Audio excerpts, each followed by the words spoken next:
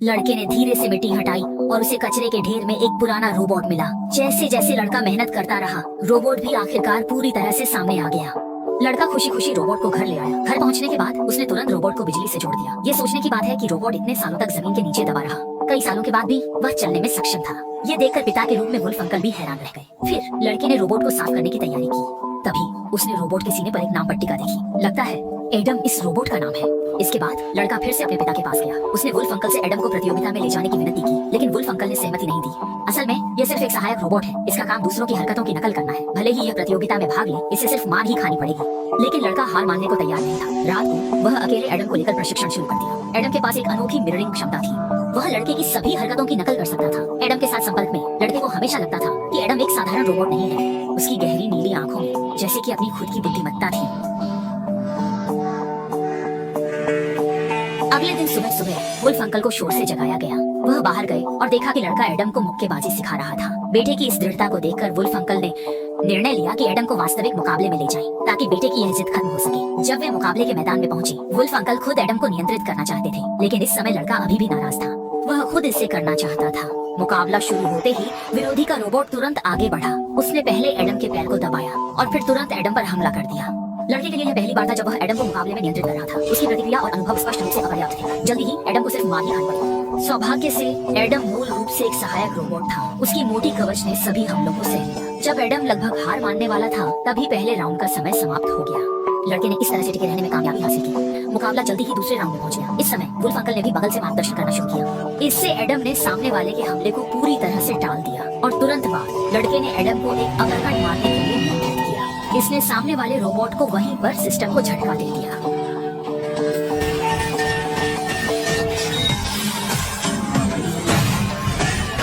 इस तरह लड़के और उसके पिता ने इस मुकाबले को सफलतापूर्वक जीत लिया और उन्हें इसके लिए पुरस्कार भी मिला। जब वुल्फ अंकल जाने की तैयारी कर रहे थे, एक एजेंट उनके पास आया। वह एडम को एक बड़ी प्रतियोगिता में आमंत्रित करना चाहता था, लेकिन वुल्फ अंकल ने ऊपर दिए गए पते को देखकर तुरंत कोई जवाब नहीं दिया। घर लौटकर लड़का खुशी से गाना गाकर जश्न मनाने लगा। उसे नहीं पता था कि आदम ने भी वही हरकत की। वह लड़के के साथ मिलकर नाच भी सकता था।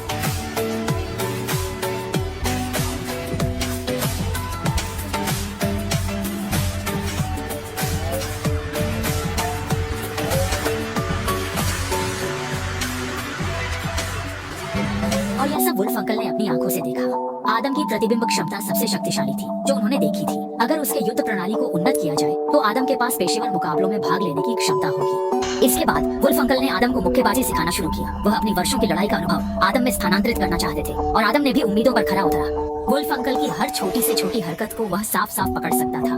वुल्फ अंकल की शिक्षा के तहत वे मानव लड़ाई की चालें धीरे धीरे आदम की प्रणाली में अंकित हो गयी। इसके बाद वुल्फ अंकल और उनका बेटा आदम को लेकर हर जगह मुकाबले में जाने लगे। हर मुकाबले से पहले लड़का आदम के साथ नाचता था और वुल्फ अंकल आदम को मुकाबले में उतारने का काम करते थे। इस बार वुल्फ अंकल ने ऊंची उड़ान नहीं भरी। उन्होंने सबसे कमजोर प्रतिद्वंद्वी से चुनौती शुरू की। शुरुआत में वुल्फ अंकल और आदम की तालमेल थोड़ी कमजोर थी, लेकिन आदम हर बार अपनी कवच के सहारे मुकाबला जीत लेता था। जैसे जैसे मुकाबले बढ़ते गए, वुल्फ अंकल और आदम की तालमेल और भी बेहतर होती गई और उनकी युद्ध क्षमता भी बढ़ती गई। उनके सामने आने वाले प्रतिद्वंद्वी भी और भी शक्तिशाली होते गए, लेकिन चाहे कोई भी प्रतिद्वंद्वी हो, वे अंततः आदम के मुक्कों के नीचे गिर जाते थे।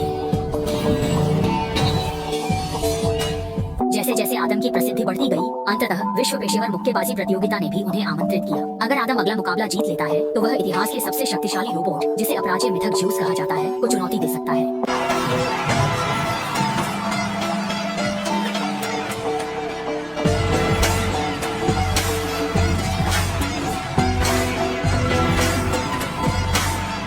यह आदम का पहला पेशेवर लीग मुकाबला था। उसका प्रतिद्वंद्वी अत्यंत शक्तिशाली 2 सिर वाला योद्धा था। फिर भी आदम बिल्कुल भी नहीं डरा। वुल्फ अंकल के नियंत्रण में उसने प्रतिद्वंद्वी के हमलों से बचना शुरू किया। फिर बचाव करते हुए उसने मौके का फायदा उठाकर पलटवार किया। लेकिन 2 सिर वाला योद्धा सबसे उन्नत रोबोट था। उसकी दृष्टि 360 डिग्री बिना किसी वृत्त कोने की थी और उसकी अनोखी युद्ध प्रणाली को 2 लोगों द्वारा एक साथ नियंत्रित किया जाता था। 2 सिर वाले योद्धा के हमलों के तहत आदम जल्द ही केवल बचाव कर सकता था। धीरे धीरे उसे भी कोने में धकेल दिया गया।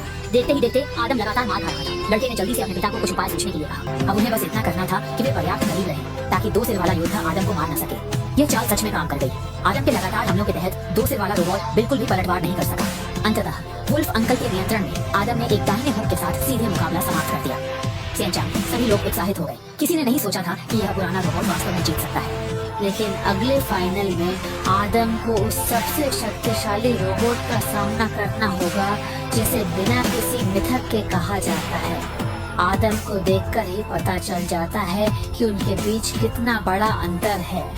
घंटी बजते ही पहला राउंड भी आधिकारिक रूप से शुरू हो गया। हालांकि किसी ने नहीं सोचा था कि ज्यूस सिर्फ एक मुक्के से आदम को सीधे जमीन पर गिरा देगा, लगभग बंद होने की स्थिति में। जब सभी ने सोचा कि मुकाबला यहीं खत्म हो गया, तो वुल्फ अंकल के पुकारने पर आदम फिर से मुश्किल से उठ खड़ा हुआ।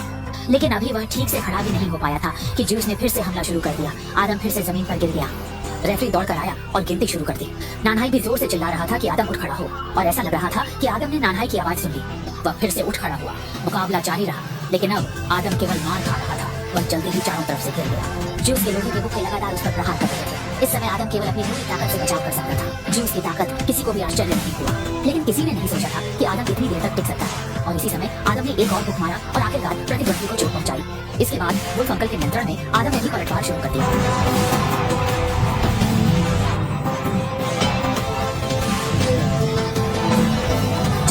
बढ़त बना ली थी, तब ज्यूस ने भी आखिरकार अपनी पूरी ताकत का इस्तेमाल किया। उसने तुरंत पलटवार शुरू कर दिया। आदम और ज्यूस दोनों में उच्च स्तर की स्वचालन थी।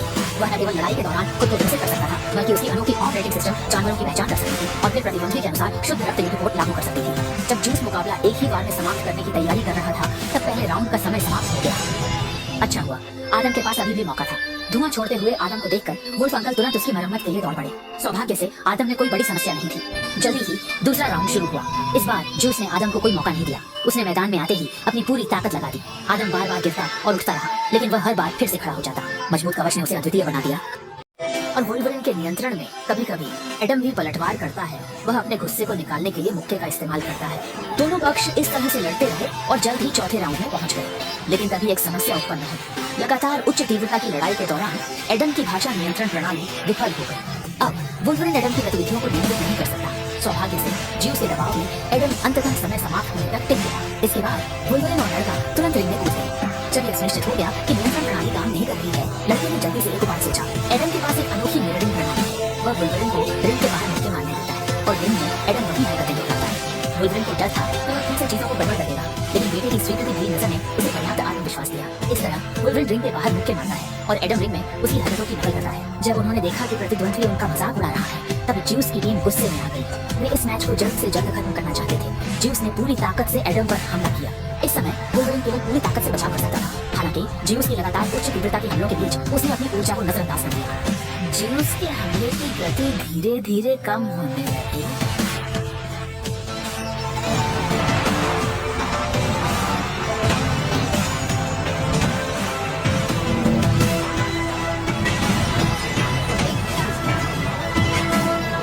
और भी उत्साहित हो गया।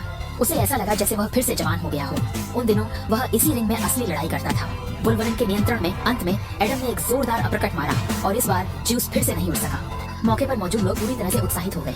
किसी ने नहीं सोचा था कि यह पुराना रोबोट वास्तव में जीत सकता है। अंत में रेफरी ने मैच का परिणाम घोषित किया। ज्यूस ने मामूली अंकों के अंदर से मैच जीत लिया। एडम हार गया। लेकिन वहाँ मौजूद सभी लोग लड़के के चारों ओर इकट्ठा हो गए। वे एक स्वर में एडम का नाम पुकारने लगे। शायद उन्होंने एडम में अपने उस युवा सपने देखने वाले को देखा।